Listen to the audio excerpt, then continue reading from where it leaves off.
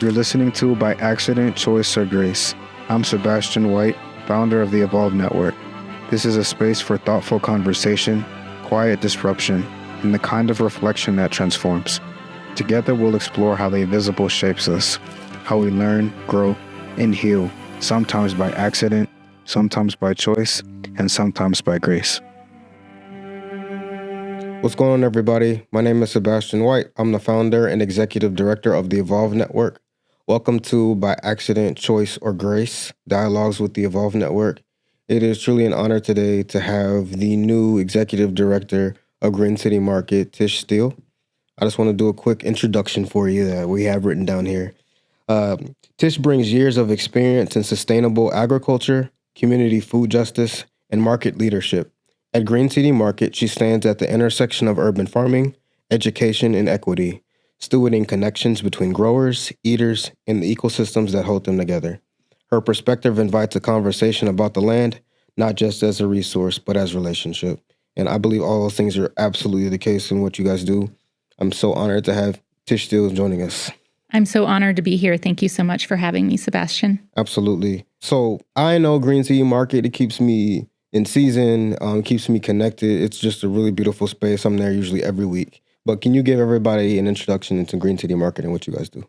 Yes, Green City Market. We've been around for, I guess about 26 years now. We were founded by a chef named Abby Mandel, and really with the ultimate goal to connect regional sustainable farmers with eaters, with people who are preparing food, and to really build like a beautiful circular food system. Can you give us a background about your history within these different spaces? Because as I just stated, you are fairly new. Yes. To the city and to Green City. So yeah, I'm really new to Chicago. Born and raised Appalachian Mountains coal country. Lived in Colorado for 25 years. I spent a large chunk of my life working in restaurants, becoming a chef, a pastry chef, then doing savory. And then I jumped into the nonprofit sector with a nonprofit in Denver that was a pay what you can cafe, but local, organic, sustainable, all fresh ingredients, Iron Chef every day.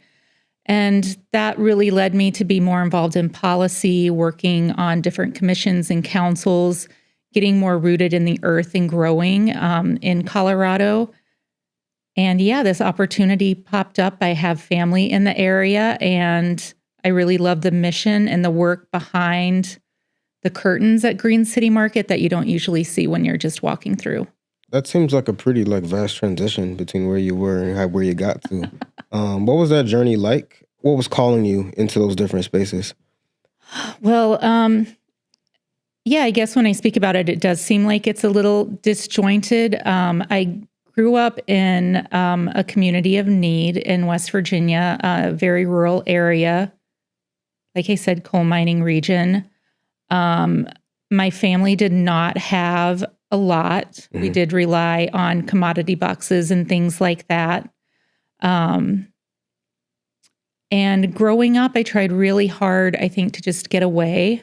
Like I wanted to find a way out of that area. And I found food.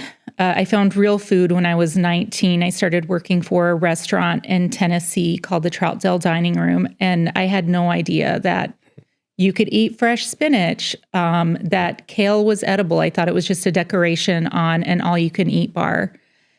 And I started working with this female chef and was just literally blown away by the idea of creating food and fresh ingredients and seeing soft-shelled crab crawl around in the walk-in. And that led me to a journey to want to become a chef. So I moved to Colorado, started working for different bakeries and restaurants. Never went to culinary school, but definitely honed my skills in that area and was able to grow my career. And then I got really tired of being in the industry. It's, you're always worried about what list you're going to be on, where's your restaurant ranking. And there was this disconnection in food and with people. And I wanted a way out. And this cafe, so same cafe in Denver, they were hiring an operations director and a chef. The founders were in the process of stepping down.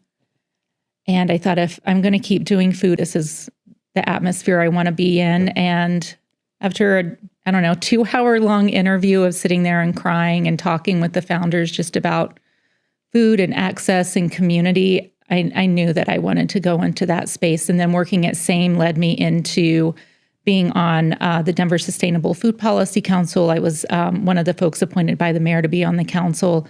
And that led me to really starting to work at the intersection of rural and urban agricultural areas. And in Denver, we have a large amount of indigenous farmers and a large amount of BIPOC farmers that are really growing and tending and taking care of the land. And that's what really pulled me into the agriculture aspect. And also taking me back to the beginning, like my grandma used to have gardens in the yard, but I never knew that it was like, I just thought that's what you did if you didn't have money to go to the grocery store. Yep. Fascinating way to how that adjusted perspective. Yeah. It's a beautiful thing. So you've worked across so many layers of the food systems based on what you just described. When you think about farming as healing, what comes to mind first for communities and for yourself? The first thing that comes to mind, and this might sound completely hokey, is I really think about the systems and the rhythm of farming and how it goes with the seasons. How like you inherently know, like we're stepping into the time where the harvest is coming to an end. We're going to be going into a period of rest. Then we'll be going into a period of planting and then planting the seed, harvesting the seed. And I believe that connection is really what heals. When you can get your mind on that rhythm and be in that space and be in the soil, like there's no other connection like it. At the market, you really see it when youth are coming into the market and they haven't. We do a lot of like field trips and things like that with different schools in Chicago. And when they actually get to see where the food comes from, to talk to the farmers who've grown it, to be in that space and taste the different seasons. I just think that's the most healing thing that you can do, is to have that connection and to be a part of that process. Yeah, rhythms of connection in your mind. I think that's really well stated. And I think farming forces you to think that way and feel that. It does, yes. So I love that response and love that answer. So since arriving at Green City Market, what have you noticed about Chicago's farming and market communities in terms of how people connect to food, the land, and one another? I think there's quite a few different layers to that. Like I see, when I'm at the market, I see the layers of the folks who are coming to shop at the market and be in that space and get the fresh ingredients. Some people just want to get in and out. Some people want to stop and talk to the farmers and learn about what they're doing. The biggest connection I see is between the farmers and each other and the farmers and the chefs, which is so cool. Having spent a large part of my life as a chef, you know, you're dealing with like big, huge businesses that want to sell you everything, and to be able to go in the morning and connect at the market over a really cool ingredient, like to see Froggy Meadows growing fresh ginger and like being able to touch that and feel that. And it's not just something dried up in a box that's getting delivered to you. I really love how that just really builds the excitement, and chefs take it back to restaurants and use it to make for people. And then I also think about the farmers that are there. We have a number of farmers that are from family farms that have been around for generations.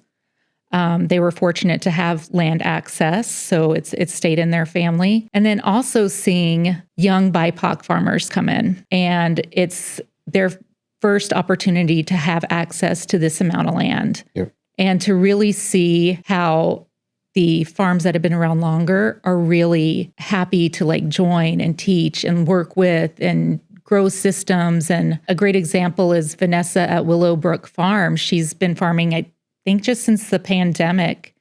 And she's in Michigan.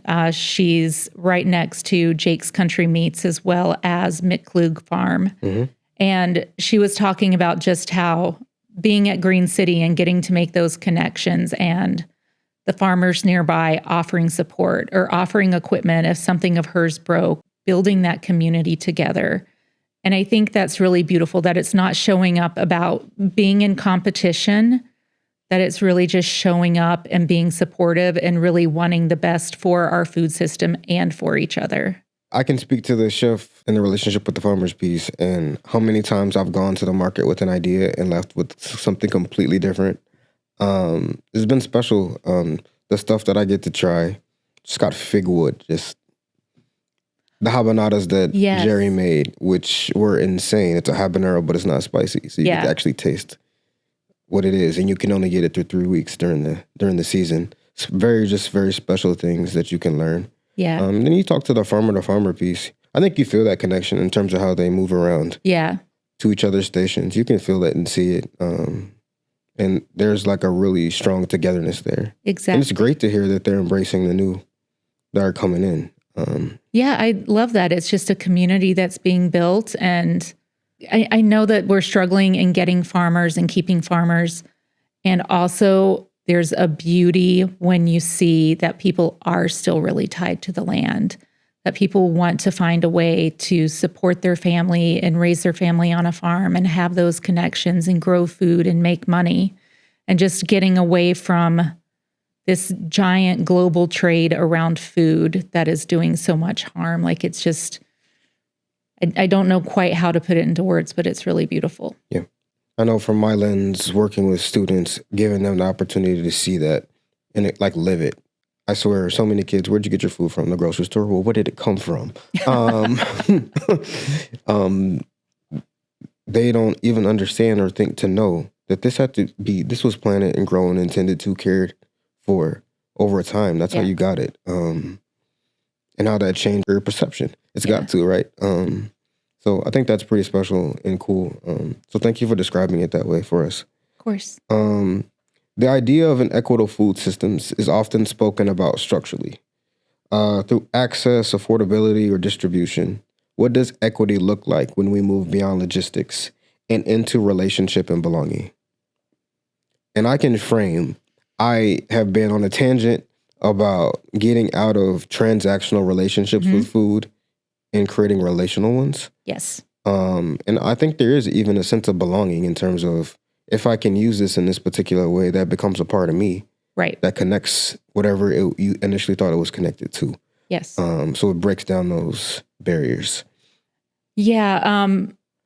I look at food as the most perfect way to build connection, to understand, to share food, a type of food that I've never had before. It opens up so much. And when I think about equity in this system, I think about it in lots of different ways. I think about it in for folks that don't have the means or the funds to be able to buy ingredients that are important to them culturally. Like, how are we supporting systems where people can still get access to those things, where they can know that just because they're experiencing hardship, those bits of food that really tie them to their culture and their home and their traditions are still available to them. I think too often we're seeing food being used as a weapon, as a bargaining chip, and food should never be treated that way. It's something that brings joy and brings people together, and that's one of the things I really love about Green City. Not people know, but we do, one of the biggest programs we have is called GCM for All, and we do triple value for SNAP benefits. So folks can bring their SNAP card, run it for 25, get 25 from Link Up Illinois, and then we match that by another 25. So that gives folks 75 to spend at the market. And from some people I talk to, not the folks that are using the benefits, but people who are like, well, couldn't they get more if they just took that to a grocery store? And yeah, possibly. I was on SNAP assistance for many years of my life. You could get a lot of dried beans. You can get things like that. But to be able to go to a market and just shop and see ingredients that mean something to you and that you're seeing the person that grows it, that's just a completely different connection. It shows that it's, it really is for everyone, that your dignity is seen, your choice, your agency. It shouldn't just be about quantity. Yeah, nothing should be about quantity. It's all about the quality of the food and the experience. And to say that because someone is on SNAP, they shouldn't have the ability to be at a farmer's market, a farmer's market's not built only for wealthy people to attend. It's meant to nourish and grow. And I love that, at least at Green City, that we're able to do that. And I know a few other markets in the city will do it as well, but that's one of our biggest fundraising programs, is to get that money to do Triple Value.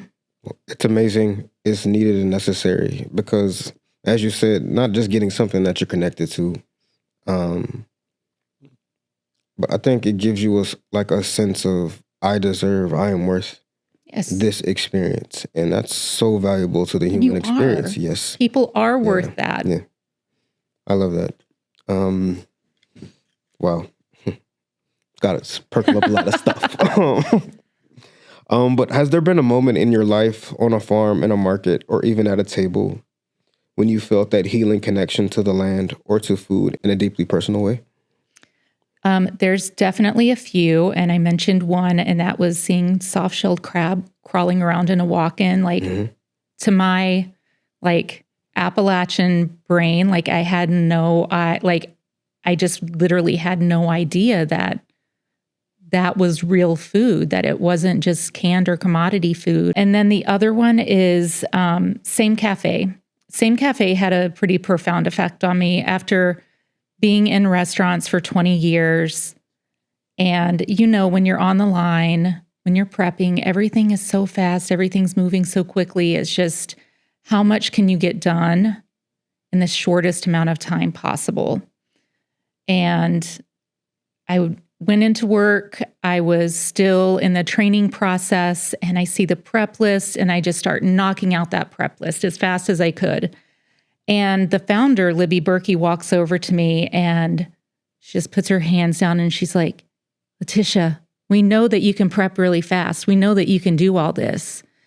And we don't want you to. We want you to slow down because folks are going to be coming in and volunteering in exchange for their meal, and they want that connection. They want to be back here hanging out. And I would say that was the most profound experience I had, to just step out of the intensity of being in a restaurant and just being at a table.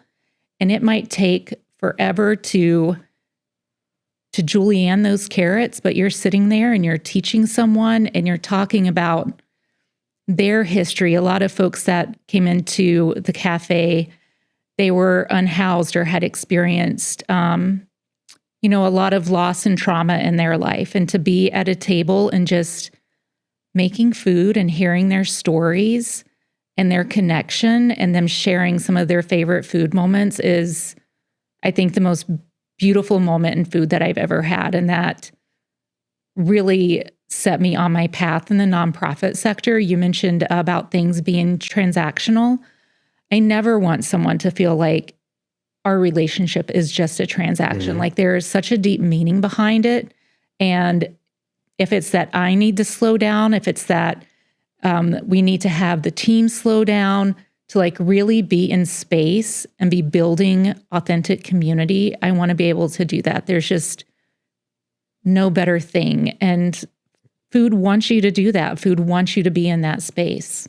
So I'm hiring Tish to promote the Evolve Network because that is exactly the type of space that we're trying to create with the kids that we work with. Yes.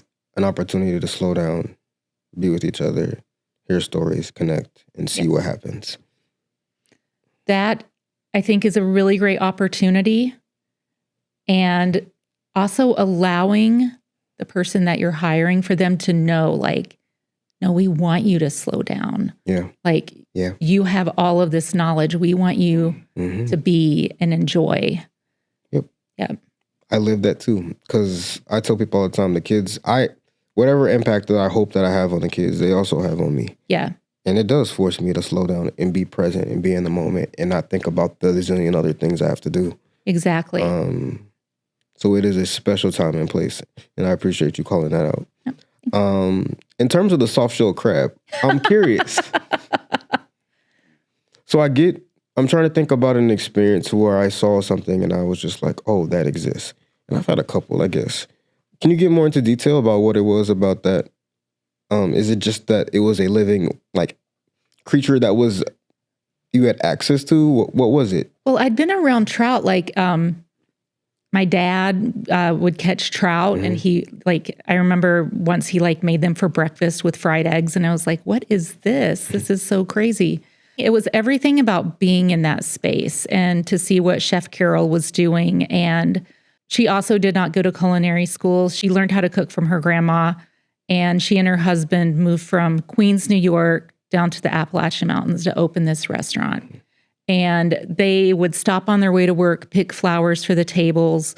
They sourced all local trout.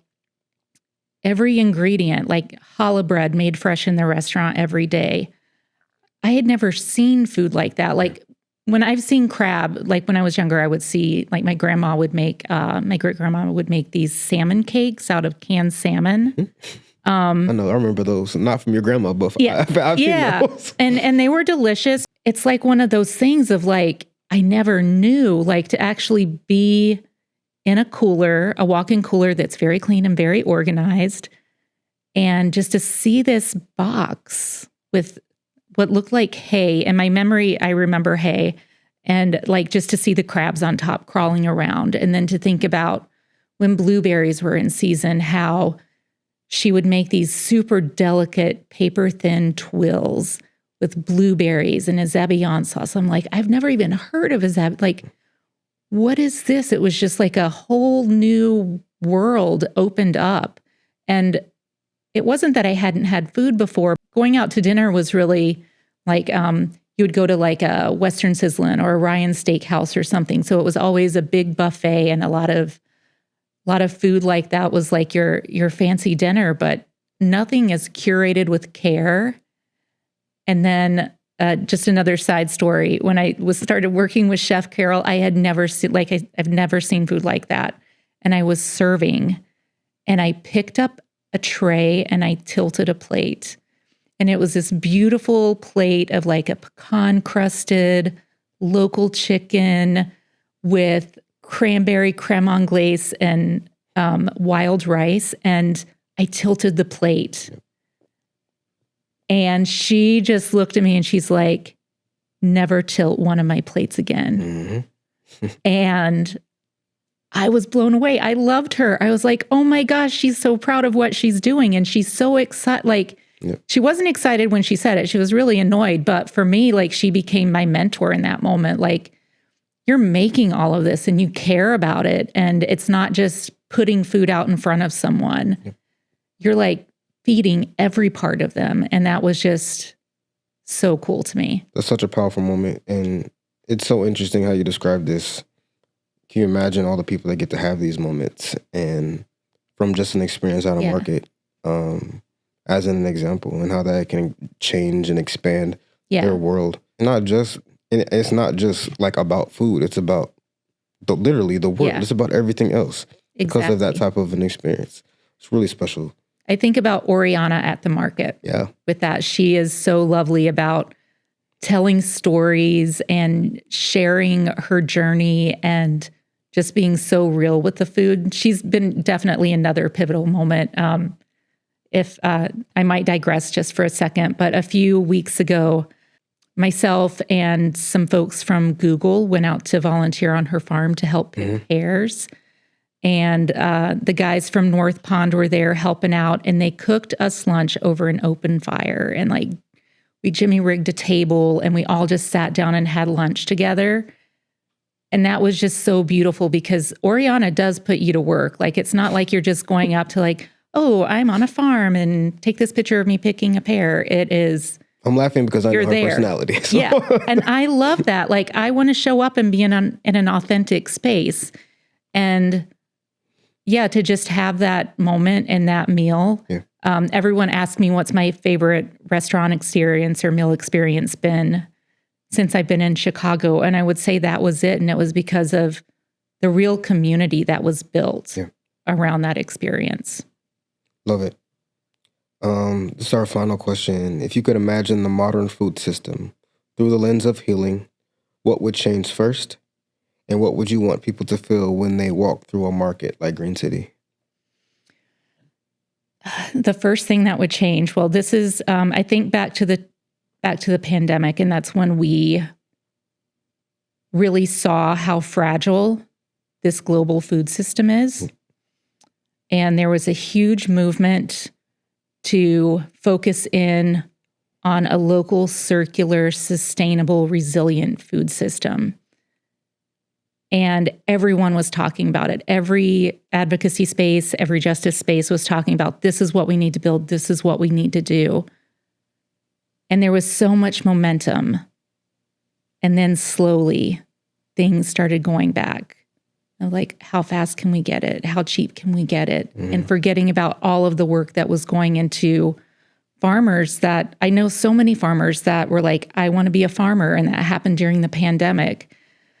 So I see us going to that system. I know that we have to have global trade, that it's a huge part of what we do, and also we really need to value our local systems. We need to value our local farmers, our local growers, our local producers, and support them as much as we can. And I do see that at the market. I see it at the market when you have folks driving 200 miles to come to market. We have farmers that are coming from Michigan, from Indiana, from Wisconsin, from the outer regions of Illinois, and they're driving in, and they're there every morning on a Saturday at 4:30 to get their table set up with all their ingredients.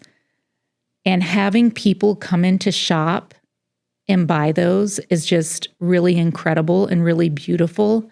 And another thing I really love and appreciate about Green City is that it's a producer-only market. It's only focused on food.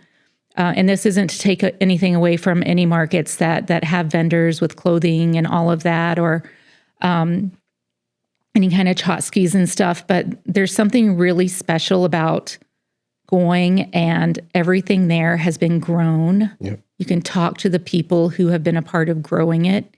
And then the vendors that are there, the food vendors doing prepared food, part of their agreement to sell at Green City and be a part of the market is that they also need to be purchasing a large portion of their ingredients from these farmers. So it's just like continuously putting money in that system. So how can we grow that and not be as dependent on this global food system? We've been seeing it pretty heavily the past couple of weeks with SNAP being cut, that everyone's had to jump in and support and take care of each other. And in some ways, these past 2 weeks have felt like the pandemic all over again, with everything changing on a dime. But the way that people have been showing up and building up resiliency and taking care of community has just been so inspiring. And I've loved that Green City's been able to be a part of that. And our donors and funders have been showing up, and the chef community have been showing up to make sure that we can still provide funds for folks to shop. Beautifully said. Thank you so much for what you guys are doing at Green City. Thank you. Taking a leadership role and trying to support and keep these benefits available to people, because there's so many people that need it. I've seen it in some of my classes that kids are just wanting to take home more food, hungry. So we need more folks out there like you guys, and more leaders like that are doing that type of work. So thank you so very much. Thank you for joining me in this conversation. When we first sat down, the thing I really took from you and almost was surprised by was how vulnerable you were. And I cannot tell you how beautiful and amazing that was to experience. I knew then that you were the perfect leader for Green City. And thank you. I'm honored to know you. I'm honored to work with you guys, and thank you for all that y'all do.